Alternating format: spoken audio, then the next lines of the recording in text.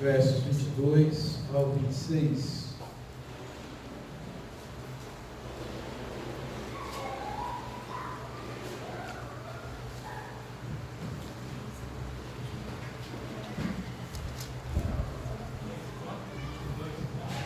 Marcos 8, 22 ao 26.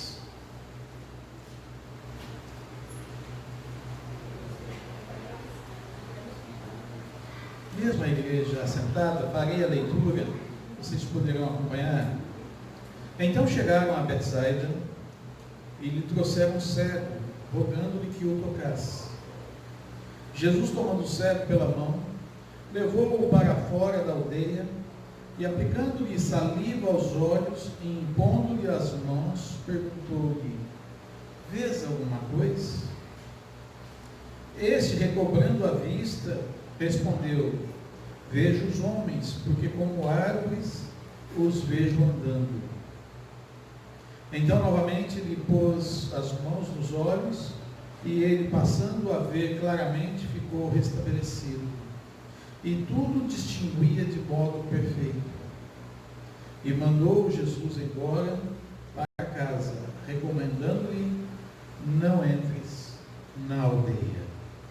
Pai de amor, continuando na tua presença, fale ao meu coração do teu Espírito, que possamos, ó Deus, olhar as Escrituras e nos depararmos, ó Deus, com as tuas maravilhas, pois o Senhor tem falado aos nossos corações. Agradeço a Deus porque nós podemos prestar-te um culto de adoração no nome santo de Jesus Cristo. Amém.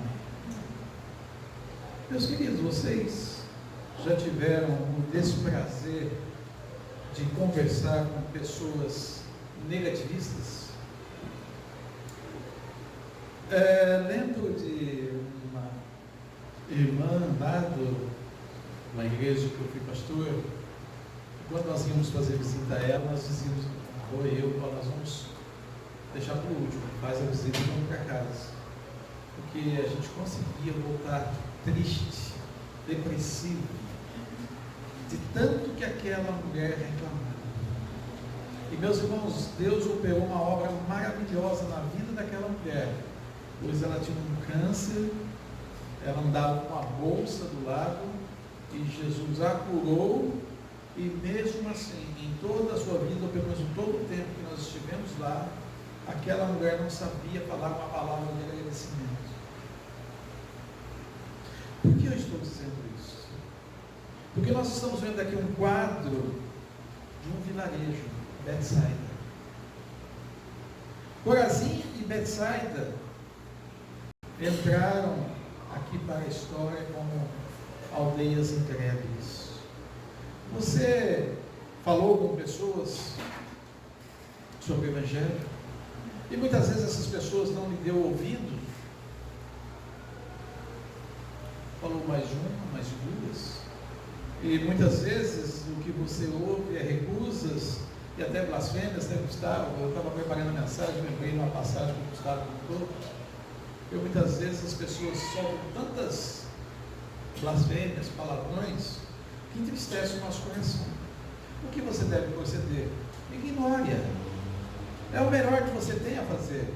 Aqui na passagem específica, vemos que o Senhor Jesus não tinha nenhum afeto por Betsaida.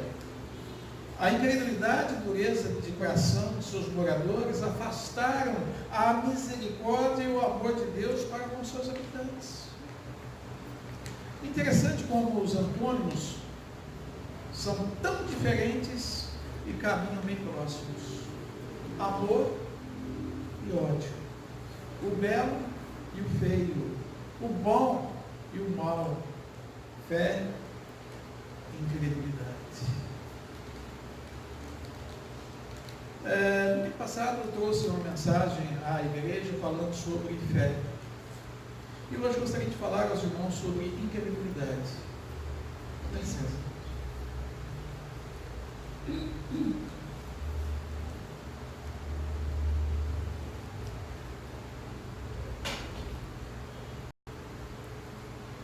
Em Lucas 10, Jesus falando sobre Corazim e Betsaida, ele diz: ai de ti, Betsaida, ai de ti, Corazim. E Jesus também disse que até o pó das sandálias deveriam ser tirados quando saísse dessas aldeias. Quando Jesus chegou a Betsaida, e Betsaida quer dizer vila dos pescadores, era um vilarejo que ficava ao lado, ou à margem do lago de Genezaré, ou mar da Galileia, e lá levavam um cego para que Jesus curasse. Jesus tomou-o pela mão e levou para fora da aldeia. Interessante vermos o Senhor cuspir e untar os olhos do cego. Para nós é um gesto externo. Em outra passagem nós vemos Jesus cuspindo no chão, fazendo um lodo e colocando nos olhos do cego. Outro fator interessante é o Senhor fazer a cura em duas fases. Eu acredito que essa é a passagem, ou a única passagem que nós vemos Jesus operando um milagre ou uma cura em duas etapas. Jesus pergunta ao homem se ele via uma coisa, e ele diz: vejo os homens como árvores que andam. Ou seja, ainda ele não estava completamente restabelecido da sua visão. Entendemos que não foi a falta de fé do cego que ocorreu esse fenômeno, mas Jesus assim fez para dar uma lição aos seus discípulos. Se nós estamos falando da incredulidade do povo de Betsaida, agora nós vamos ver também um pouco de incredulidade da parte dos seus discípulos. E ele operou dessa forma para que os seus discípulos pudessem compreender com os olhos espirituais a grandeza e as maravilhas de Deus. Antes do acontecimento aqui citado, no início do capítulo 18, o Senhor faz o milagre da multiplicação dos pães pela segunda vez. Jesus alimenta uma multidão de 4.000 pessoas. Logo depois, indo ele com os seus discípulos para o outro lado da margem, o Senhor alerta os seus discípulos acerca do fermento dos fariseus, pois os fariseus eram muito incrédulos e faziam com que o povo se tornasse incrédulo. Meus queridos irmãos, é outra questão que nós devemos ter muito cuidado, que a nossa incredulidade venha a atingir outras pessoas. Isso é um perigo. Se falta-nos a fé para crermos e mover as montanhas, não impeça ou não coloque a sua incredulidade ao ponto de que outras pessoas também venham acompanhar e dizer: não, você tem razão. Os discípulos acharam que Jesus estava se referindo ao fato deles não terem comprado pão para a viagem. E o Senhor se entristece com essa atitude, porque eles agiam como os fariseus. E Jesus diz a eles: vocês não compreenderam ainda? Porque os seus corações estão endurecidos. Vocês têm olhos e não conseguem ver. Vocês têm ouvidos e não conseguem ouvir. Como vocês já esqueceram? Vocês se lembram de quantos cestos sobraram da primeira multiplicação que havia acontecido, quando 5.000 pessoas foram alimentadas? E o que eles responderam? 12 cestos. E agora? Agora há pouco, quando parti 7 pães entre 4.000 pessoas, quantos cestos sobraram? E os discípulos responderam: 7 cestos. E mesmo assim vocês não compreenderam? Como vocês não conseguem? Então o Senhor usa a cura do cego em duas fases, para que os seus discípulos compreendam com o coração e vejam com os olhos espirituais. Queridos irmãos, como eu disse sobre o antagonismo, muitas vezes a fé e a incredulidade caminham conosco, juntos. É a mesma questão da tristeza e da alegria. Há dias que nós levantamos com alegria, felizes, animados, e há outros dias que nós levantamos tristes, desanimados. Mas o que nós, olhando as Escrituras e vendo a palavra de Deus, nós não podemos firmar a nossa visão com os olhos físicos. Nós não podemos formar ou ter decisões através do que está acontecendo. É bem verdade que temos que caminhar com os pés no chão. É bem verdade que nós devemos fazer as coisas corretamente, agir corretamente, isso é fato. Mas o que eu estou referindo é a questão espiritual na vida do cristão. Nós não somos as pessoas do mundo. E olha que lá no mundo tem muitas mais pessoas com mais fé do que nós. E nós precisamos olhar as Escrituras de tal forma que ela venha transformar as nossas vidas. As Escrituras nos mostram, e nós vamos aprendendo juntamente com o que o Senhor nos ensina, e a sua vida aqui na terra, o seu caminhar aqui na terra, juntamente com os seus discípulos, os seus milagres, as suas obras, foram para que nós tivéssemos as mesmas atitudes da qual ele teve. E eu não quero condenar ninguém, porque eu sou o primeiro aqui a olhar essa situação e ver que muitas vezes eu ajo com uma incredulidade. Eu não quero dizer que o irmão fulano de tal ou o irmão fulano de esse está agindo com falta de fé, porque muitas vezes eu também estou agindo com falta de fé. Quando nós olhamos algumas situações ali ocorridas entre os discípulos com o Senhor Jesus Cristo, nós não podemos criticar a Pedro pelo fato de muitas vezes tomar decisões que foram lhe chamar a atenção. Quando ele disse: longe de ti, Senhor, que o Senhor passe por essas coisas. E o que Jesus diz a ele? Para trás, Satanás.